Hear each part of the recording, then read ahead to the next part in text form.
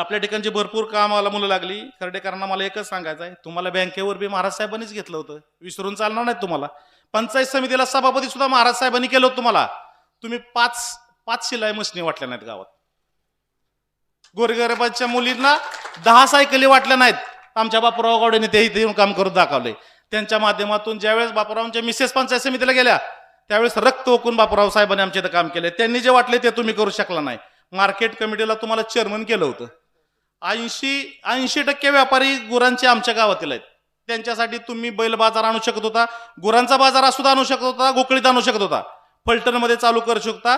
11 वर्ष तुम्ही मार्केट कमिटीचे चेअरमन होता, तुम्ही करू शकला नाही. काही केलं नाही तुम्ही गावासाठी. बाबांनी केलेले कामं, बाबांनी गोविंद हा ब्रँड आंतरराष्ट्रीय ब्रँड उभा केला बाबांनी. त्यामुळं शेतीपूरक जोडधंदा झाला. दुधाच्यामुळे शेतकऱ्यांचं जीवन मानून चावलं. आज आपला 36 देशात गोविंद ब्रँड विकला जातोय. तुम्ही पानपट्टी तरी टाका खर्डेकरांनी, एवढीच अपेक्षा आहे. मॅग्नेशिया सारखी कंपनी आणली, कुरोली फूड सारखी कंपनी आणली, इंजिनिअरिंग कॉलेज आणलं. जिल्हा परिषदेमध्ये बाबांनी 30-35 वर्ष काम करत असताना सभा मंडप, रस्त्याची कामं, गोरगरिबांची घरकुलं, तुम्ही काय आणलं? तुलना करा, तुलना की तुम्ही स्वतः एकदा आरशात बघा की तुम्ही काय काम केले आणि आपल्या गावासाठी तुम्ही काय काम केले. तुम्ही काय केलं तुम्हाला सांगतो. तुम्ही हिंदुस्थान पतसंस्था होती, भरपूर तालुक्यातल्या गावातील लोकांचे पैसे होते, गटातील होते, गणातील होते, बुडवली तुम्ही. त्याच्यानंतर शक्ती स्टील्स म्हणून एक कंपनी आणली होती, त्याचे पण शेअर्स गोळा केले होते, ती पण अक्षरशः पैसे घेऊन बुडवली. भरपूर लोक आहेत, वाडीतले आहेत, आमच्या गणातले आहेत, गटातले आहेत, तालुक्यातले आहेत, भरपूर जणांचे पैसे बुडवले. त्याच्यानंतर तुम्ही उभं केली सॉल्व्हंट कंपनी उभी केली होती फलटणच्या MIDC मध्ये, त्याचे पण शेअर गोळा केले. त्यातले किती जणांचे पैसे माघारी मिळाले? भांगार विकून खाल्लं त्यातलं तुम्ही.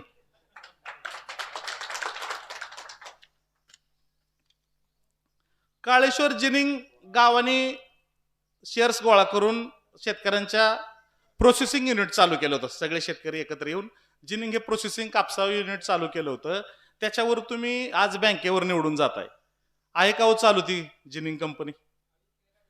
त्यातलं भांगार क्रेनच्या सहाय्याने काढून विकले. फोटो आहेत माझ्याकडे, मी पुरावीने बोलतो, असा उगच इथं येऊन स्टेजवर बोलणार नाही.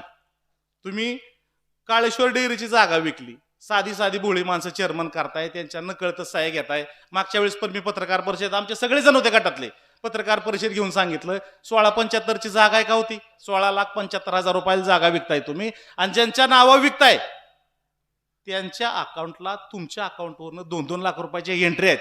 नागबाबा शपथ, त्याचे पुरावे आहेत माझ्याकडे. मी पुराव्याने बोलतोय, पुराव्याशिवाय बोलणार नाही. तुम्ही तिथंही पैसे खाण्याचा प्रयत्न केलाय. म्हणजे तुमचे इतके भ्रष्टाचार वारलेत की प्रमाणच नाही. त्याच्यानंतर तुम्ही गपचूप आसू नंबर 1 सोसायटीची जागा विकायला काढली. आम्ही सगळ्यांनी विरोध केला, आमच्या गावातल्यांनी सगळ्यांनी विरोध करून ती जागा थांबली. त्या ठिकाणी आता गाळे काढायचं काम चालू आहे, शॉपिंग सेंटर काढायचं काम चालू आहे. आम्ही त्यांना आव्हान त्यावेळेस पण केलं पत्रकार परिषदेतून की तुम्ही इथं गाळं काढा, कमर्शियल कॉम्प्लेक्स काढा, गोरगरिबाची पोरं कामाला लावा. तुम्ही ते नाही करू शकणार. तुम्ही करणार तर फक्त सावकारकी. तुम्ही बँकेतनं कर्ज लोकांना काढून नाही देणार. तुम्ही म्हणणार बांगले हवी, तुझं काय करायचं ते बघतो. ही परिस्थिती बाबा आमच्या गावात गेली 25 वर्ष चालू आहे. जिनिंग मधील मशिनरी तर भांगारात विकलीच. रेशन दुकानातून, रेशन दुकान आसू नंबर 1 सोसायटीमध्ये, आसू नंबर 1 सोसायटी थ्रू चालवलं जातं.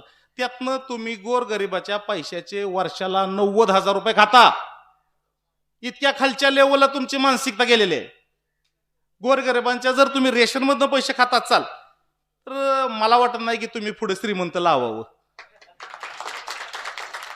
तुम्ही अक्षरशः पुढे चिंदी चोर किंवा डाकूच लावावं. कारण श्रीमंत कुणाला म्हणतात? ज्यांनी खरंच गोरगरिबांसाठी काय केलंय, शाळा काढलेत, कंपन्या आणलेत, गोरगरिबांना रोजगार दिलाय किंवा सर्वसामान्य जनतेची कामं केलेत. तुम्हाला कधीही श्रीमंत पदवी नव्हती. तुम्हाला पदवी आहे खर्डेकर. तुमच्या पूर्वजांना जी पदवी खर्डेकर आहे त्याच्याबद्दल मी मानतोच. तुम्ही खर्ड्याची लढाई तुमच्या पूर्वजांनी जिंकली, तुम्हाला खर्डेकर पदवी मिळाली, ही मला मान्य आहे. पण तुमची श्रीमंत पदवी 100% खोटी आहे. आणि जर खोटीच आहे ते तुम्ही पहिल्यांदा श्रीमंत लावायचं बंद करा. तिथं डाकू नाही तर चिंदी चोर लावा, मग पुढे तुमचं नाव टाका. आणि आता जे खर्डेकर आहेत ते आसू खरडून चाटून पुसून खात आहेत. ही अवस्था आहे खर्डेकरांची. दुसऱ्यावर 4 बोट दाखवत असताना राजे गटाची खीर चालली होती, तेव्हा तुम्हीच 30 वर्ष खीर खात होता. तुमचा पोरगा तिथं निरगुडी सारख्या ठिकाणी जाऊन बोलला की 30 वर्षात काय केलं. जर बापाला घरात विचारलं असतं का नाही 30 वर्षात काय केलं, बापाने तुला घरातच सांगितलं असतं की. त्या निरगुडी जाऊन विचारायची काय गरज आहे. तिथनं आमच्या मेहण्याचा फोन आला, म्हणले दाजी ही काय दुपारचीच लावतंय काय. म्हणजे लावतंय मला माहित आहे, पण दुपारची का संध्याकाळची याची काय कल्पना नाही. गावामध्ये एक हे पानपट्टी सुद्धा चालू करू शकले नाही ते. एक साधं इंग्लिश मिडियम चालू करू शकले नाहीत. गोरगरिबाची पोरं सुधारली असती, आज चांगल्या हुद्द्यावर गेली असती. आज आमच्या इथून कमीत कमी 7-8-10 बस बाबा बारामतीला जात आहेत, फलटणला येत आहेत, गुणावऱ्याला जात आहेत, कळंबला जात आहेत.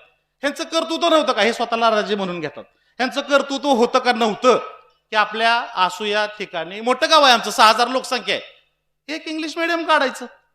जिनिंगची जागा होती, सार्वजनिक जागा होती, तिथं तुम्ही इंग्लिश मिडियम काढू शकला नाही. एखादा छोटा उद्योग व्यवसायाचा काढू शकला नाही. आणि तुम्ही मतं मागायला आता येताना म्हणताय ह्यांनी काय केलं आणि त्यांनी काय केलं. तुम्ही काय केलं हो 30 वर्ष, तुम्ही होताच ना तिथं, काय करू शकला तुम्ही. जिनिंगच्या जागेत अक्षरशः तुम्ही गुंटा विकून खाताय, स्वतःची डेअरी तिथं नेऊन ठेवताय. बाबांना सांगताय की तुम्ही गोविंद वाढवली. अहो तुम्हीच दूध घालत होता त्या गोविंदला, तुम्ही का डेअरीतली जागा इकून खाल्ली. मग तुम्ही डेअरी सांभाळायची होती गावातली, ती इकून खाल्ली तुम्ही. दुसऱ्या आरोप करणं सोपं आहे, पण स्वतःचं कर्तृत्व बी जरा आरशात बघा, तुमच्या लक्षात येईल काय केलं आणि काय नाही ते. बरं त्याच्यानंतर एक मिनिट, डेअरी बरं तुमचा चिरंजीव डेअरीच्या ह्याच्यात 2 वर्ष पगार घेतलाय सचिव म्हणून, आणि हे मी बोलत नाही, पुरावे बोलतात. सचिव म्हणून तुम्ही 42,000 एकदा आणि 45,000 एकदा असं 2 वर्ष पगार घेताय. लावा की श्रीमंत लावा. तिथे एक गोरगरिबाचं पोरग जगू शकलं असतं का नसतं. जगलं असतं ना. एखाद्या गरीबाचं पोरग 8,000-9,000 पगारावर 100% जगलं असू या ठिकाणी त्याचा खर्च भागला असता. अहो तुम्हाला काही अधिकार नाहीये तुम्हाला श्रीमंत लावायचा. कोणता एखाद्या मुलींसाठी चांगली स्कीम आणली नाही, मुलांसाठी काय आणली नाही. तुम्ही 12 वर्ष मार्केट कमिटीवर होता, काही करू शकला नाही तुम्ही. आणि दुसरी गोष्ट, तुम्ही आजीदादा एक्सपायर झाले ह्याचं दुःख अख्ख्या महाराष्ट्राला आहे.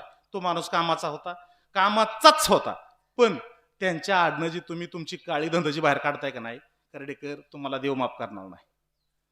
तुमचं काळं धंद आजीदादांच्या चांगल्या माणसाच्या पडद्याड घालू नका, एवढीच मला विनंती करायची.